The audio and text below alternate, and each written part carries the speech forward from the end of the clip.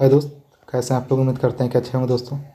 देखिए SSC GD constable 2021। जी हाँ दोस्तों, तो अगर आप भी जानते हैं कि अगर मैक्सिमम एससी एसटी को तो नहीं बात कर रहे हैं, उनका थोड़ा कम जा सकता है, लेकिन जो जनरल ओबीसी में है उनको एकदम सेफ रहने के लिए, मेन मेरिट तक सेफ रहने के लिए 80+ स्कोर करना अनिवार्य है। चाहे वो नॉर्मलाइजेशन ऐड करके हो या सेफ स्कोर हो, किसी प्रकार से 80+ स्कोर करना जरूरी है। तो इसका रणनीति क्या है, किस तरह से करेंगे। आप लोग जानते हैं कि math, reasoning, GK, Hindi, English, ये आपका 5 सब्जेक्ट होता है दोस्तों। तो इस वीडियो में बताएं किस तरह से आपको अटेम्प्ट करना है और कहाँ पे आप मार खा जाते हैं।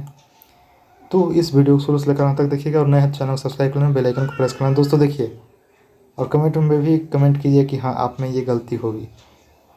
अगर आपको स्कोर 80+ करना है तो आप लोग जानते हैं कि 25 मैथ, 25 रीजनिंग, 25 जीके, 25 हिंदी करेंगे तो हिंदी, नहीं तो 25 इंग्लिश, यानी कि 25 के सही 4 विषय। अगर आप हिंदी करेंगे तो इंग्लिश नहीं, इंग्लिश करेंगे तो हिंदी नहीं, कोई भी एक सब्जेक्ट क्या करना पड़ता है, चूज करना पड़ता है आपको। तो देखिए आपका अगर मैथ ठीक है तो आप क्या करते हैं कि अगर 4 घंटा पढ़ाई करते हैं या 5 घंटा पढ़ाई करते हैं, उसमें से आधा से अधिक समय मैथ पर ही लगा देते हैं, मैथ पर ही लगाते हैं या रीजनिंग पर लगाते हैं या जीके पे या हिंदी इंग्लिश पे, किसी एक विषय पर लगाते हैं, जिसके कारण वो तो आपका सही हो जाता है, लेकिन बाकी विषय क्या हो जाते हैं, कमज़ोर हो जाते हैं। जबकि आप जानते हैं कि 25 नंबर का मैथ है तो 25 का रीजनिंग है, 25 का जीके है, 25 का हिंदी और इंग्लिश है। तो इसके लिए आपको अगर मान लेते, हम ये नहीं कहेंगे कि 10 घंटा पढ़िए, 20 घंटा पढ़िए, अगर 4 ही घंटा पढ़ रहे हैं, 4 ही घंटा पढ़ रहे हैं तो आपके लिए कितना सब्जेक्ट है, 1, 2, 3 और हिंदी इंग्लिश में से किसी एक का।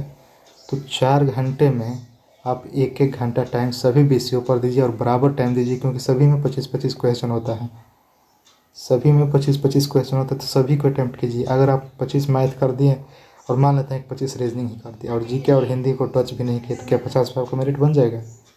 कभी नहीं बन सकता है 50 पे, चाहे आप किसी भी कैटेगरी से हो। हाँ, किसी किसी स्टेट में बनता है तो उसको आप बाद में लीजिए, लेकिन नहीं बनेगा। तो 4 घंटा का बताया, 4 घंटे में चारों विषय पर आप समय दीजिए और समान आप समय दीजिए, बिना किसी सब्जेक्ट के भेदभाव किए हुए, तभी आप सफल हो पाएंगे।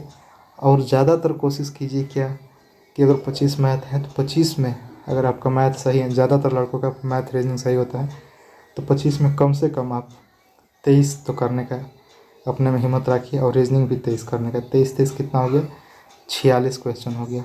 46 क्वेश्चन को छोड़िए, 45 क्वेश्चन मान लीजिए कि आप मैथ रीजनिंग से कर चुके हैं।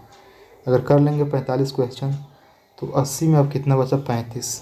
तो जीके में आप 25 में कितना कर सकते हैं, आप 15 से 20 कर सकते हैं और हिंदी में 20 तक क्वेश्चन आप कर सकते हैं, क्योंकि हिंदी थोड़ा आसान आता है, ज़्यादा कठिन नहीं आता है। तो इस तरह से आप 45 क्वेश्चन इन दोनों से और 35 क्वेश्चन जीके और हिंदी से, 35 ना निकाल करके 30 भी अगर आप निकाल लेते हैं ना, तो 45 और 30 75 क्वेश्चन। अगर 75+ भी अगर आप जाने लगते हैं तो आपका क्या होगा, आपका स्कोर सेफ हो जाएगा मेन मेरिट तक। ये नहीं है कि आपको केवल फिजिकल ही देने के लिए है, मेन मेरिट तक नॉर्मलाइजेशन में कुछ जुड़ेगा ही।